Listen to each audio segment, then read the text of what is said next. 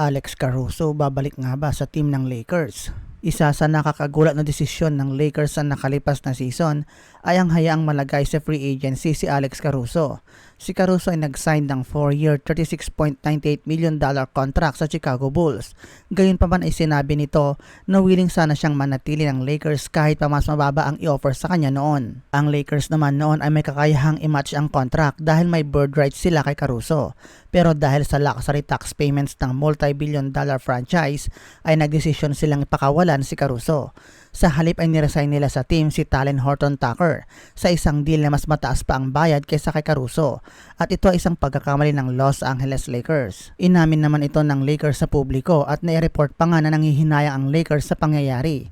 Isang NBA executive ang nagsabi kay Cian Deyaney of Heavy na may usap-usapang kumakalat noon sa buong liga na kung saan ang Lakers ay agad na nagsisisi sa nangyaring trade pagkatapos mismo ng pag-alis ni Caruso sa team. Hindi lang ito ang ibinahagi ng executive kay Deyaney dahil ang Lakers daw ay hindi lang nagsisisi sa kanilang move kundi tinitignan din nila ang maaaring gawin para maisaayos ang kanilang pagkakamali. Ang Alex Caruso trade ay malabong mangyari sa ngayon dahil karamihan sa team's tradable contract ng Lakers ay hindi maaaring i-move hanggang sa December 15.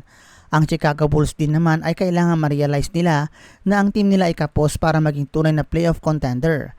Kaya naman may posibilidad na mag-sell o magbenta ang team sa mismong deadline. Si Caruso ay ang tamang klase ng player para sa Lakers na kailangan nilang idagdag sa roster nila.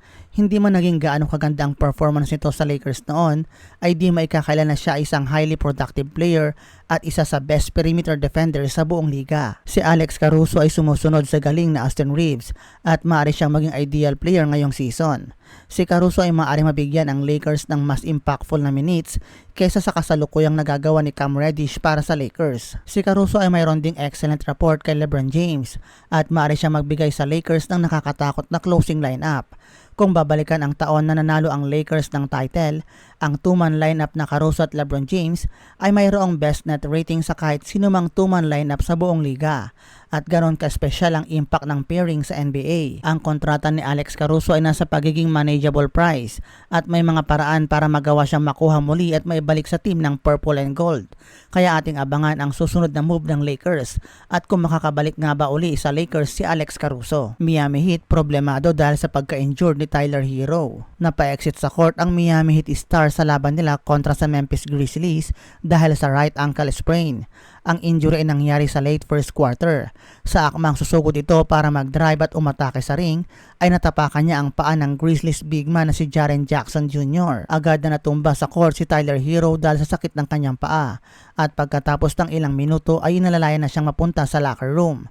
Ayon kay Coach Eric Spoelstra ay maayos naman ang kinalabasan ng x-ray sa ankle ni Hero. Pero sa ilalim pa rin ito ng MRI at inaasahang hindi muna ito makakapaglaro sa ilang linggo. Ang injury na ito ay sagabal sa malakas na panimula ni Hero sa panibagong season. Siya ang popular target ng trade speculation sa last season. Pero nanatili ito sa Miami Heat para sa kanyang 5th season. Ang 22 years old na 2022 Sixth Man of the Year ay nag-average siyang 25.3 points, 5.6 rebounds, 5.0 assists na may 41.0% shooting from the 3-point range sa loob ng 37.7 minutes per game ngayong season. Problemado naman ang Miami Heat dahil sa nangyari kay Tyler Hero. Sa kasalukuyan ng opensa ng Miami Heat na kasama si Tyler Hero sa team ay malaki ang pangangailangan ng improvement. Sila ay rank bottom 5 sa NBA in offensive rating at rank 27 naman sa liga sa points per game. Kung mayroon mang encouraging sign mula sa Heat sa first 2 weeks ng bagong season sa offensive end, ito ay ang pagiging rank number 6 nila sa liga in 3-point percentage. Ang problema lang ng Miami Heat ay wala silang sapat na threes para sa kanilang efficiency from deep para magkaroon ng malaking impact sa kanilang overall offensive numbers. Hindi madali makahanap ng pwedeng ipalit kay Tyler Hero na kaya magbigay ng 25 points per game. Lalo na't sa ngayon na hindi pa kagaya sa last season ang galawan ni Jimmy Butler. Kaya naman hindi na rin nakakapagtaka kung bakit ang problema ang Miami Heat sa pagka-injury ni Tyler Hero. Clippers interesado sa former Boston Celtics big man. Inannounce ng Clippers na ang backup center na si Mason Plumlee ay inaasahang mamimiss ang 2 buwan dahil sa kanyang MCL sprain na kanyang natamo sa nakarang matchup nila kontra sa New York Knicks. Ayon kay Shams Charania ng The Athletic, ang Clippers ay interesado sa veteran center na si Daniel Theis mula sa Indiana Pacers bilang solusyon sa pagkawala ni Plumlee.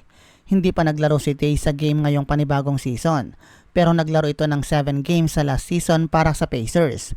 Pagkatapos nilang makuha ito sa Boston Celtics, nakasali sa Malcolm Brogdon trade. Sa 5 seasons nito sa Boston Celtics ay nakapaglaro siya ng 257 games at 112 dito ay bilang starter player. Dahil sa maliit na panahon lang ang appearances nito at games played sa last year, mahirap hulaan kung gaano kalaki ang kaya nitong ibigay para sa Clippers. Pero malinaw sa balita na siya ang napipisil ng Clippers bilang potential option sa pagkawala ni Plumlee. Si Taysman o sino mang big man, ang Clippers ay panigurado na magsasign ng big man para sa team. Si PJ Tucker na naging kasali sa James Harden trade ay nangangailangan ng backup minutes sa last 2 games nito at hindi ito sapat para maging sustainable long-term option para sa Clippers. Magiging interesante ito kung paano gagawan ng paraan ng Clippers ang kanilang pangangailangan ng big man. Kaya ating abangan ang susunod nilang hakbang. At dyan nagtatapos ang ating video. Maging una sa balita sa loob at labas ng NBA sa pamamagitan ng pag-follow ng ating channel. Maraming salamat sa inyong panonood.